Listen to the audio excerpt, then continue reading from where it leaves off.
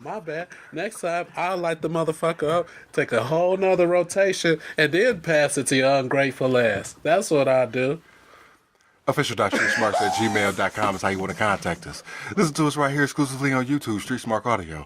Or fuck with us. Official.StreetSmarks on SoundCloud and IG. Street Smart Fanpage on Facebook. Street_Smarks on Twitter. ECW Memories. This is the Extreme Retro Review for ECW. Oh, shit. You motherfucker. Tape Trader, September 13th, 1994. This is the first Extreme Championship Wrestling. Hardcore TV. My partner in crime is looking kind of quizzical because on the WWE Network, it was September 7th. That's right. And you told me that like 3 times, and here we are live, and I still had the confused look on my face, looking at my notes and shit, like, what the fuck? Tape Trader show was 59 minutes and 51 seconds. H-Dub, your thoughts and views of this show? Overall, the show was relatively average, but it did have some highlights involving Cactus Jack and Mikey Whipwreck. I won't spoil it, but it was not only was a highlight, but it was pretty damn awesome highlight, I must say. And then it was some other shit that I just had a hard time swallowing. That's what she said. So, yeah. So we have a cold open detailing the Public Enemy's saga in ECW. They beat up various guys on the way to the tag belts. They're at the NWA Tag Title Tournament. They were going to fight Cactus Jack and Terry Funk. But due to what the Public Enemy did at Hardcore Heaven 94, see the table spot, Funk couldn't make it. Yes, good job, fellas. He said it was airline trouble. No, he got his ass whooped. So the Putts tried to take his place and team with Cactus Jack. The Public Enemy rushed the ring. They beat him to obliterate. Nice. And put him through 2 tables. I should note, haven't seen Sabu either since Heatwave. Oh, yeah, good point. So the Public Enemy just get anybody. They said, get anybody, Cactus Jack. You can get anybody, bring them to the ring, we'll beat them up. Foley goes out to the back, and he drags out none other than Mikey Whipwreck. Why? In the crowd, you see the neck beard go crazy. Jack brings him into the ring. Oh, shit. Mikey wants no smoke. Yeah. No smoke. The Public Enemy saunter down the aisle and into the ring. The ring announcements. They hear Mikey chants. Cactus Jack gets a good ovation for being a WCW guy. The Public Enemy are at their absolute cockiest right here. You can feel it through the TV. They beat Bad Company. They beat the Lunkheads. They beat Devil and Taz. They beat the Funk Brothers. They beat the Bad Breed with a baseball bat. And now they're going up against a WCW jobber to the stars and a guy who just hit his first offensive maneuver at Hostile Shitty Showdown.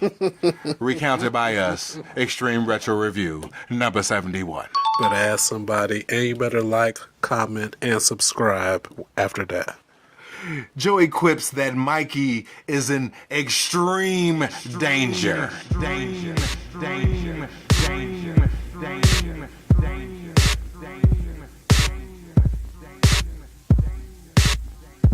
So it's a brand new theme. It's the first part of Monster by 9 Inch Nails. We have a new static logo. It says ECW, join the revolution. I want to highlight real fast the old theme the old logo that ECW had. Uh-huh. If you ever noticed, the E in ECW looked like devil horns on the inside. Oh, the one where it looked like the C was inside of the house of the an C. E and a W. It was like the head of a dick going in a pussy. I didn't see that on the Rorschach test, but I know it's And the W looked like some boobs. I see you spend a lot of time looking at the ECW logo. This is what I fucking do. Just for you. Tag team title match. Cactus Jack and Mikey Whipwreck versus the Pubic Enema. It's a long stall to start. Rocco's jaw-jacking on the house mic. Rocco and Mikey start. Mikey powders twice. Jack's in. He exposes how small the public enemy is immediately. Cactus Jack, you don't think of Cactus Jack being a big guy, but when you put him in there with the public enemy who's like 5'10", Cactus Jack at 6'2", 6'3" is a big fucking guy. It's crazy. These guys are midgets. He's not quite Finn Balor midget, but he's close. Or Dean Malenko midget. Jack starts to do some stuff with the public enemy, and Mikey immediately powders to the back. Smart move, Mikey. Jack tries to follow him, and then the public enemy jump Jack. You know what I'm saying? Mikey with a board. He comes back with a board to start to shine. The crowd pops as the PE powders. The faces trade bang bangs. That's what he said. Methodical pace to the match. Back and forth action. Mikey's used as a weapon against the public enemy.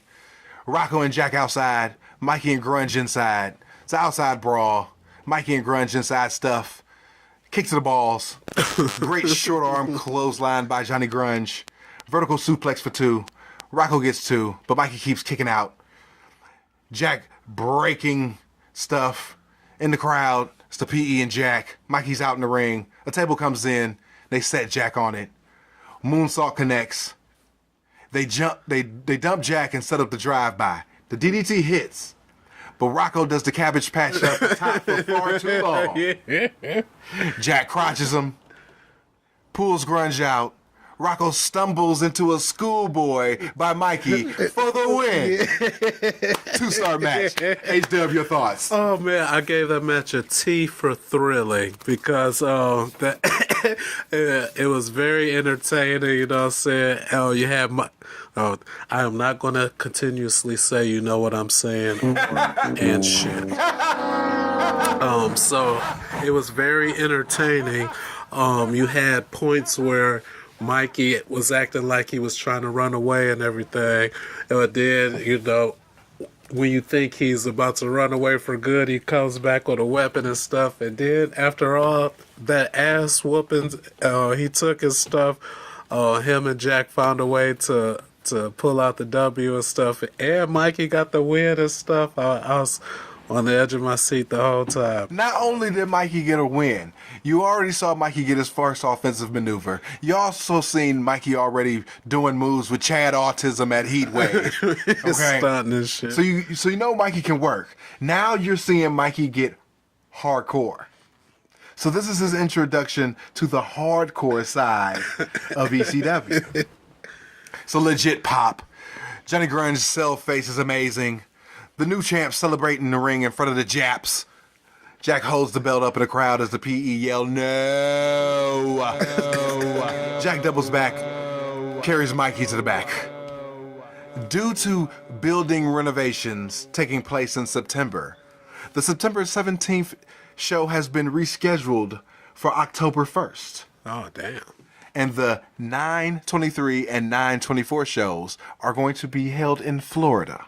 Oh, damn. ECW going down south. Oh, shoot. We have a Mikey and Cactus Jack promo. Jack asks Mikey, what do you see when you see the tag straps? Mikey thinks he's going to end up like Jack. He promised Mama Whipwreck he'll never win another title. Jack thinks Mikey missed the point because when Funk missed his flight, Jack could have gotten anyone to be his partner. He could have got Shane Douglas. He could have got Tommy Dreamer. He could have got anybody. But he chose Mikey Whipwreck. And do you want to know why? Because he reminds Jack of himself. Mikey came up the dirty way, setting up rings, and he got broke in by Sonny Blaze. And who broke in Sonny Blaze? Cactus Jack asked. bang bang, bang bang, bang bang. People like Hollywood think Mikey's smooth TV title reign was a fluke. Yes. Yes, I What Cactus saw in Mikey was a man holding on for dear life. do. Yeah, that's what we all saw. And that's what Cactus Jack and Mikey Whipwreck are going to do with the tag belts. They're going to hold on to them for dear life. There's no giving back the belts because the PE is coming for you. For you. Mikey Whipwreck. And the PE is coming for me. For me. They'll be facing danger. They'll be facing death. They'll be facing dismemberment every step of the way. And liking it. Bang, bang.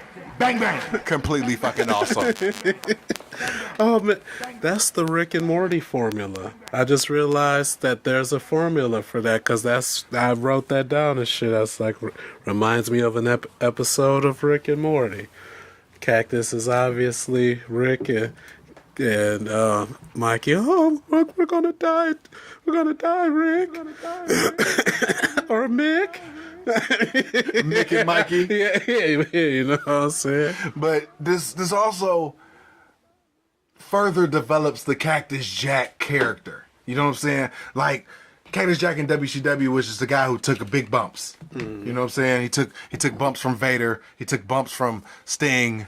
You know what I'm saying? He took bumps from Abby the Butcher. Did Sting really knock his teeth out? I don't know. I'd have to read the book again.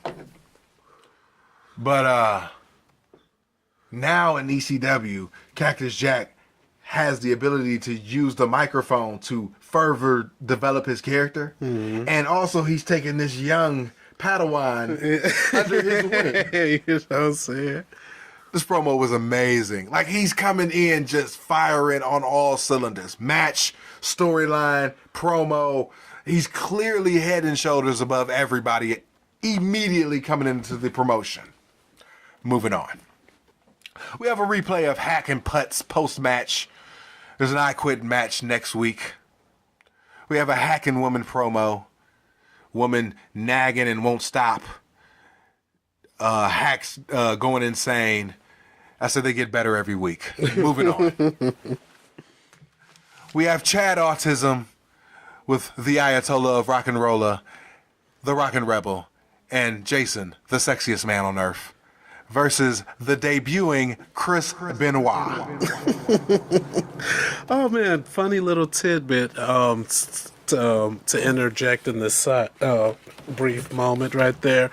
On the WWE Network, I like to look at the highlights and stuff to get an idea how long the matches are going to be and stuff. So when I flicked to this match, it said Chad Austin in singles action. Like, people were coming to the WWE Network looking for Chad Austin. No, it's basically because of Benoit. It's all because of Benoit. If you see anybody in singles action or anybody in tag team action from this point forward until he goes to WCW, just pretty much figure Chris Benoit's in the match. And if you see on the timeline on the WWE Network, if you see these long gaps, you know what I'm saying? A lot of Chris Benoit action in there. A lot of Chris Benoit in those moments. Oh man, damn! Don't even have the dude's name in the chapters and shit. He is still persona non grata. Non grata. Complete squidash. I said, wow. Benoit with the moves. They cut to a Putz package backstage promo selling the ass whipping that he got. Nice. Back to the clinic. We got Autism he got a move in. He got a drop kick. Rebel was supposed to fight Benoit, but he got a lucky shoulder injury. So Austin came in to do the job, LOL. Rebel and Austin jaw jack to each other. Benoit gets another move in, LOL. Rebel trips Benoit. Chad decks Rebel. Tombstone, diving headbutt for the dub. 1 star. Your thoughts? What did I think of this match?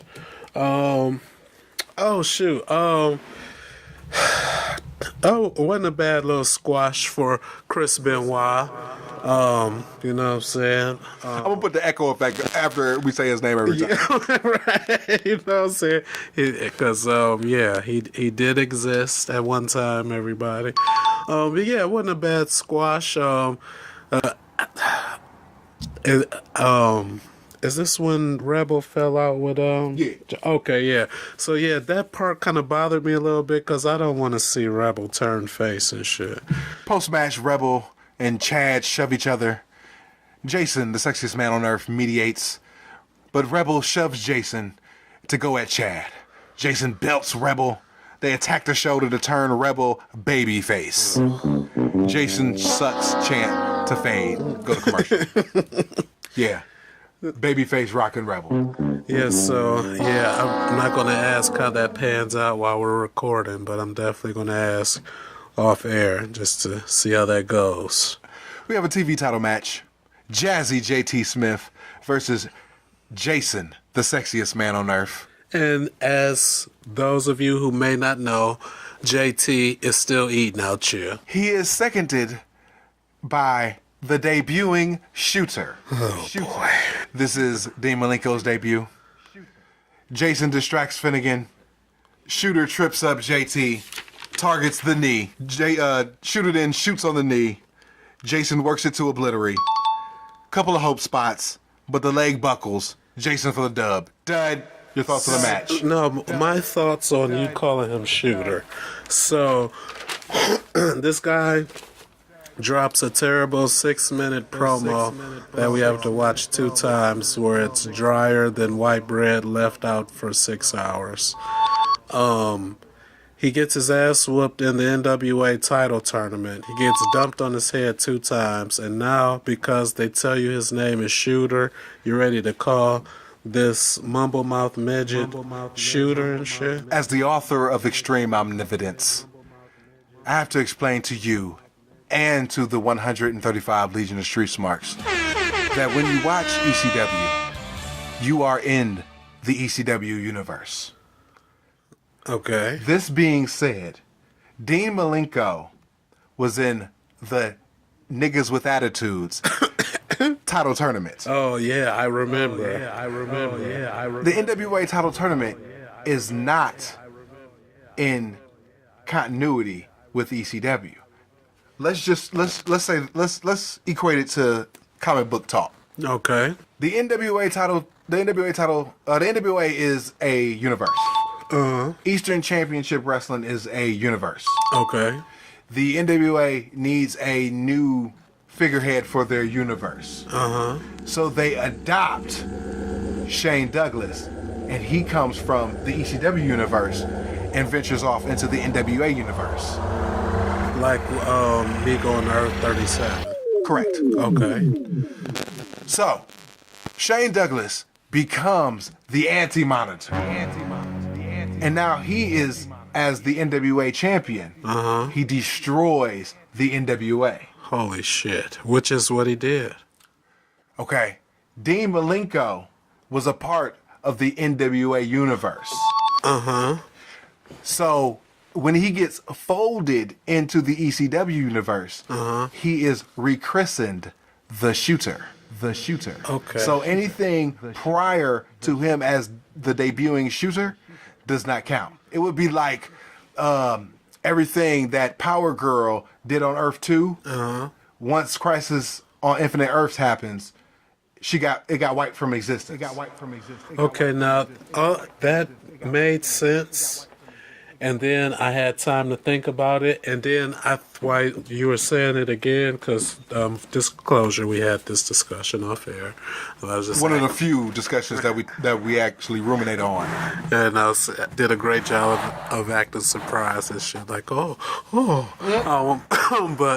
I just thought of something. All of that would make 110% sense if the NWA actually died when Shane, the Anti-Monitor, attempted to kill it, but the NWA lived on and still lives on.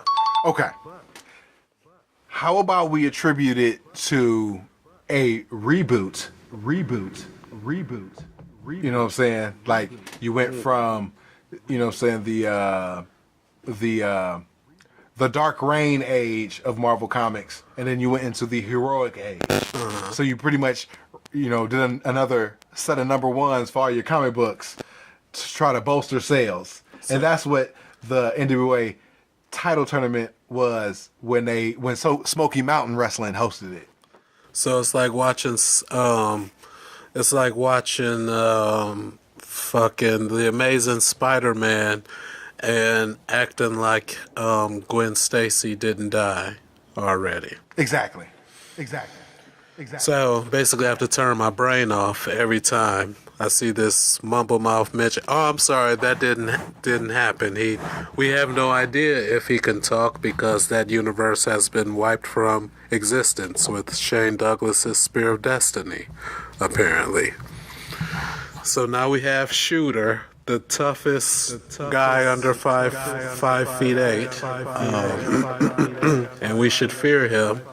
He's the strong, silent type, apparently.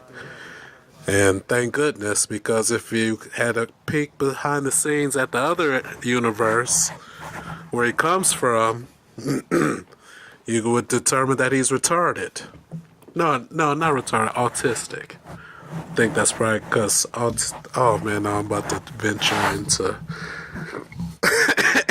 get kicked off YouTube territory here.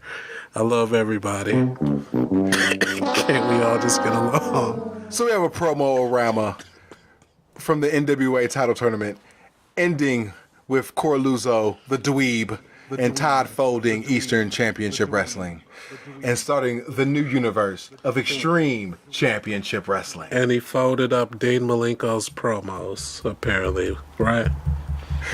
Overall, good show that fizzled to the end. Thumbs up. Yeah, definitely. I would recommend watching. Next week. September 20th, 1994. We out.